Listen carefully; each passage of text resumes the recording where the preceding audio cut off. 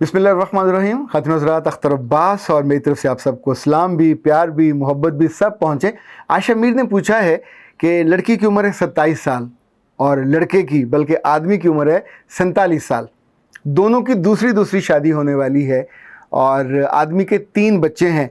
उसके पास घर बहुत अच्छा है, गाड़ी बहुत अच्छी है, बिज़नेस भी बिल्कुल स्टेबल है और ख़ुद भी सेहतमंद है। और उसने वादा किया है कि लड़की को माली तौर पे दिक्कत नहीं होने देगा और जितना आप रखना चाहो हक में वगैरह मैं उसको पे करूँगा। तो क्या लड़की को ये रिश्ता कर लेना चाहिए? मैंने मुस्कुराते हुए उससे पूछा दूसरा ऑप्शन क्या है? उसने कहा सर, घर है, गाड़ी है, स्टेबिलिटी है, सब कुछ है। तो मैंने कहा आपने मुझे ये भी बताया कि उसके 3 बच्चे भी हैं। उसने कहा तो ये भी है कि वो बच्चे मियाँ के साथ रहते हैं। उन्होंने कहा बिल्कुल। तो मियाँ के बच्चे संभालता कौन है? उसने कहा उसकी माँ और बहन। तो उनसे सलूक कैसा है?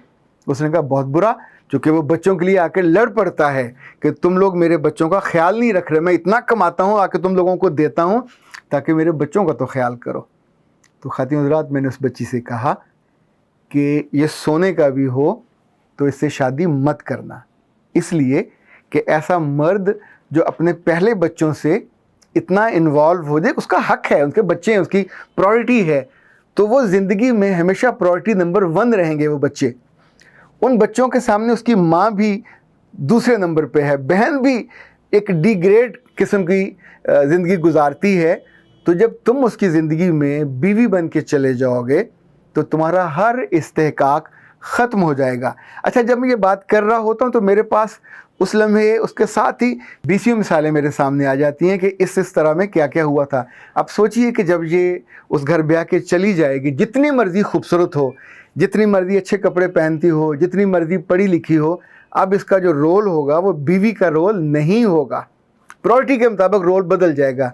अब इसका रोल होगा आया का, अब इसका रोल होगा उन बच्चों की सर्वेंट का, अब इसका रोल होगा उन बच्चों की टीचर का, अब इसका रोल होगा उन बच्चों को संभालने वाली एक खातून का।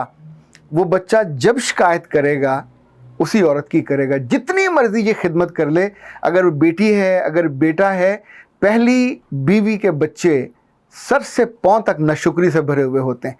गुस्सा उनको अपनी माँ पे आना चाहिए जो छोड़ के चली गई या जिससे अलहदगी हो गई, लेकिन वो गुस्सा दूसरी औरत पे निकालते हैं ये सोच के कि इसने आके हमारी माँ का हिस्सा लिया है, उस जगह पे आके बैठी है। हालांकि वो बेचारी तो दुख की मारी, दर्द की मारी अपनी जगह से होती ही यहाँ पे पहुँची है। उस खातून को अपने मियाँ की मौजूदा बीवी होने के बावजूद न तो मोहब्बत मिल पाती है, न तवज्जो मिल पाती है। उसकी बड़ी वजह आपको समझना चाहिए। वजह यह है कि वो कभी उन बच्चों के सामने उसे बीवी के तौर पे साथ बिठा के खाने की ऑफ़र भी नहीं करेगा। टच करना, छूना तो बहुत दूर की बात है। इवन उसके साथ अगर वो तन्हाई में जाना चाहेगा तो वो उसको गुनाह समझेगा, उसे लगेगा कि जैसे मैं कोई गलत काम करने लगा हूँ और मेरे बच्चे इस पर रिएक्ट कर सकते हैं, सो उससे भी अवॉइड करेगा। अब ये खातून, इसके जितने लाड उठाए जाने चाहिए थे वो नहीं उठाए जाएंगे।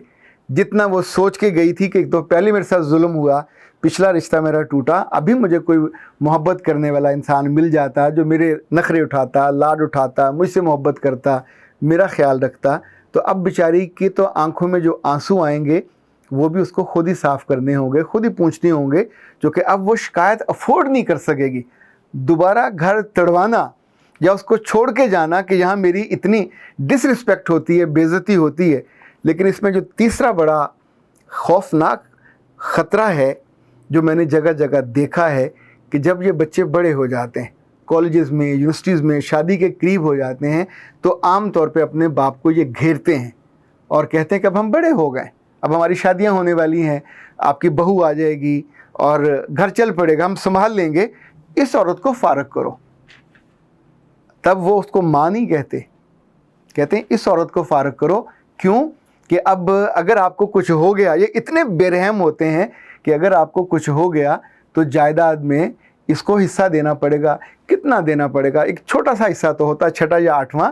आप सोचिए, तब वही औलाद जो 15-20 साल आपकी पूरी जवानी आपने उनकी खिदमत करते, उनको पढ़ाते, उनका ख्याल रखते, उनको ग्रो करते गुजार दी होती है, उस वक्त जब आपको ایک سہارا چاہیے ہوتا ہے, آپ کو سکون چاہیے ہوتا ہے, اور اپنے میاں کے ساتھ کم از کم آخری سال تو بندہ سکون سے گزار لے.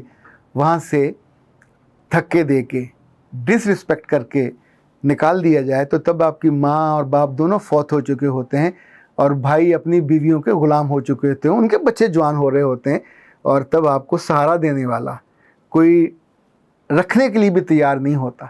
سو یاد رکھیے گا, زیادہ بچوں والا میاں جو اسٹرانگ ہو مالی طور پہ, اور شکل اس کی سڑی ہوئی ہو, منہ اس کا بجھا ہوا ہو, خود ذرا صحت مند بھی ہو.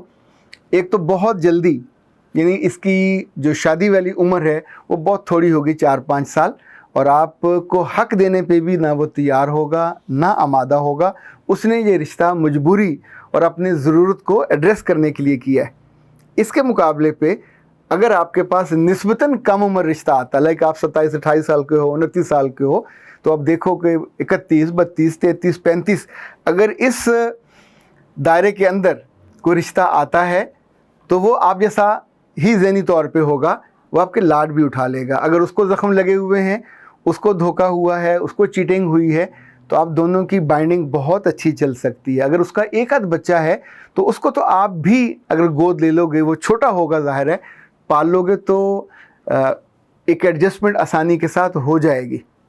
اگر خدا نہ خواستہ یہ مالی طور پہ کمزور بھی ہوا تو میرا جو مشاہدہ ہے وہ تو یہ کہتا ہے کہ آپ کے جانے کے بعد جو آپ کا رزق ہے وہ تو اس کا رزق بڑھنا ہی بڑھنا ہے.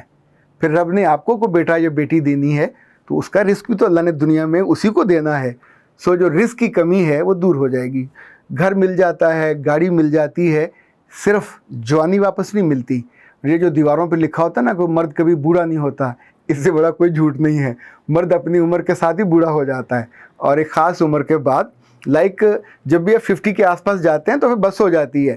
پھر جو جوانی کا چل چلاؤ ہوتا ہے, اور یہ نارمل لوگوں کی بات کر رہا ہوں, کوئی ایکسیپشنز تو ہر جگہ ہوتے ہیں, لیکن جو نارمل سٹریس والے, ٹینشن والے, نوکری والے, بزنس والے, یہ سارے کے سارے تب تک جا کے بالکل فارغ ہو جاتے ہیں, اور پھر آپ کی زندگی بھی اسی طرح ہی بے رس اور بے روح ہو جاتی ہے. اس لیے بہتر یہ ہے کہ انتخاب کرتے ہوئے, خاص طور پہ دوسری شادی کا انتخاب کرتے ہوئے, کبھی جلدی مت دکھائیے, احتیاط کیجئے, اور فیصلے میں میچورٹی دکھائیے. لالچ مت کیجئے چیزوں کا. چیزیں آپ کے بخت کی آپ کے پیچھے آئیں گی, جیسے پیچھے لگ کے آتی ہیں نا, وہ بالکل اس طرح دوڑی چلی آئیں گی. وہ انشاءاللہ کبھی آپ کو کمی نہیں ہوگی. رزق بھی ملے گا, عزت بھی ملے گی, محبت بھی ملے گی, پر اگر بندہ صحیح چنا ہے تو. خاتون حضرات, عمران خان صاحب والی جو ویڈیو تھی وہ سچی بات ہے, کوئی پلاننگ نہیں تھی, بالکل اتفاقی طور پہ ہوئی. اس وقت موڈ بنا, ایک دل میں جیسے آپ ہوتا نا, آپ ٹرانس میں چلے جاتے ہیں, تو میں نے ریکارڈ کرا دی. اس پہ ماشاءاللہ کمنٹس آئے جا رہے ہیں اتنے زیادہ کہ خود عبداللہ صاحب دیکھ دیکھ کے حیران ہو گئے ہیں کہ سر اتنے. اور آپ کو پتہ, ہمارے تبصرہ دینے والے جو ڈیسنٹ سے اچھے خاندانوں سے ہوتے ہیں وہ اور طرح سے دیتے ہیں, جو جذباتی سے ہیں وہ تو بڑے وحشی قسم کے کمنٹس دیتے ہیں. تو میں بھی پڑھ کے مسکرا دیتا ہوں کہ ہر بندے کی اپنی اپنی لرننگ اور اپنی اپنی اپ برنگنگ ہوتی ہے. خنسا عمران نے لکھا ہے کہ اچھا کیا جو دل میں تھا, ڈرے بنا کہہ دیا. اور عاقل نے کہا کہ سر میں سندھ سے ہوں, یہ جو ٹائیگر فورس بنا رہے ہیں یہ غنڈہ گردی کرے گا اور بھتہ خوری بھی کرے گا, ملک کو نئی مصیبت پہ ڈال دے گا, آرام سے ملک کو چلنے نہیں دے گا. اچھا, عاقل میاں تو ظاہر ہے عام عوام میں سے ہیں. کل میں نے کراچی کے جماعت اسلامی کے جو امیر ہیں حافظ نعیم الرحمان صاحب, ان کی پریس کانفرنس بھی سنی. وہ اسی بات کو انہوں نے زیادہ دلیل کے ساتھ کہا. انہوں نے کہا خان صاحب کراچی میں آپ کی کوئی جماعت نہیں ہے, تنظیم نہیں ہے, تو ایم کیو ایم کے جتنے کارکن ہیں وہ سارے کنورٹ ہو کے آپ کی طرف آ جائیں گے, اور وہ ہیبیچول ہیں لوگوں سے, دکانوں سے جا کے بھتہ لینے کے, غنڈہ گردی کرنے کے. ظاہر ہے انہوں نے پچھلے 30-35 سال ایک پورا پیٹرن ایگزیکیوٹ کیا ہے اور اس کا انجوائے کیا ہے. تو اب ان کو دوبارہ سے سٹیم مل جائے گی, حکومتی پشت بنائے گی, تو وہ وہی کریں گے, اور نتیجتاً پھر آپ کو جو خواری ملے گی اور جو بدنامی ملے گی, جو رسوائی ملے گی. دیکھیں عوام بھی اسی طرح سوچ رہے ہیں, اور خواص میں اگر کہا جائے تو حافظ نعیم صاحب نے بہت کھل کے یہ بات کی ہے. اچھا, یہ بات کہنے کے لیے بھی حوصلہ چاہیے ہوتا, عام بندہ نہیں یہ کہہ سکتا. محسن رضا نے کہا کہ عمران کے अलावा तो कोई नहीं बोला, उनके बारे में भी तो बोलें। मोहसिन साहब, आप लगता अखबार नहीं पढ़ते। यानी एक गुजरावाला और कराची के जलसे, या चलें जलसी कह लें, अल्लाह माफ़ करे, उसके बाद खान साहब के जो मुशीरान हैं वो रातों को सोए नहीं हैं। और अगर वो जलसी थी, छोटी सी थी, तो बाबा खुश हो, मुबारक एक दूसरे को दो और चुप हो जाओ। और आप उस इशू को, उस पर इतना बोले कि हर अखबार का पहला सफ़ा, आखिरी सफ़ा, हर ख़बरनामे में अगर वज़ीर जो इतलात हैं उनका, फवाद साहब वज़ीर को साइंस वाइंस हैं, उसका क्या ताल्लुक़ है पॉलिटिकल। एक तो हमारे वेले बैठे हुए हैं, उन्होंने रेलवे का काम कुछ नहीं करना, उन्होंने सिर्फ वो वाहियात बातें करनी हैं कि जो उनको नहीं कहनी चाहिए, वो लगे हुए हैं। अच्छा, इधर पंजाब में तो अल्लाह माफ़ करे ऐसे ऐसे चेहरे हैं कि जब वो बात कर रहे होते हैं तो आपको तकलीफ़ होती है कि यार इनको कोई तो बताए कि बात करते हुए थोड़ी टीन ही ठीक कर लें। अच्छा, वो जिन्होंने मुशीर बनना है, वो जो उन्होंने थोड़ा पॉलिटिकल अपने आप को अप करना है, तो हर बंदा वही बोल रहा है जो खान साहब बोल रहे हैं। इसलिए ये मत कहिए कि और कोई नहीं बोला। उफ़ल्ला, ये लाइन लगी हुई है। अब असद उमर का ये इशू नहीं है, वो भी बोल रहा है। जो मिनिस्टर वो सरवर खान साहब हैं वो भी बोल रहे हैं। यानी हर बंदा सिर्फ नंबर, इसे कहते हैं नंबर टंग प्रोग्राम, उसके लिए फिर ये ऐसा होता है, तालाब का पानी इतना गदला हो जाता है कि वो सफाई निथराई उसको फिर वक्त लगता है। और पॉलिटिक्स में अगर कोई एक पार्टी या एक इत्तेहाद माहौल को चलें ख़राब कर रहा है, तो आप उसके साथ मिलके, हम बचपन में जब मछलियाँ पकड़नी होती थी ना किसी खड़े पानी में, तो उसको गदला करके उसमें उछलते होते थे, तो फिर मछलियाँ निकल के बाहर, ज़ाहिर है वो गंदे पानी में नहीं रह सकती।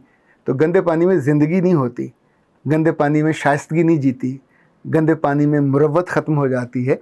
और ये जो बातों की गंदगी है और बातों के इल्ज़ामात हैं, ये आप जानते हैं, तलवार का ज़ख़म तो ठीक हो जाता है, शायद तीर का भी हो जाता हो, इनके ज़ख़म बहुत देर तक तकलीफ़ देते हैं। और फिर आप पुराने क्लिप्स निकाल के दिखाते हैं कि तुमने ये कहा, तुमने ये कहा, तुमने ये कहा, और तब बंदे के पास आंखें झुकाने के अलावा कोई जवाब नहीं होता। अख्तर अब्बास को इजाज़त दीजिए। अस्सलाम वालेकुम।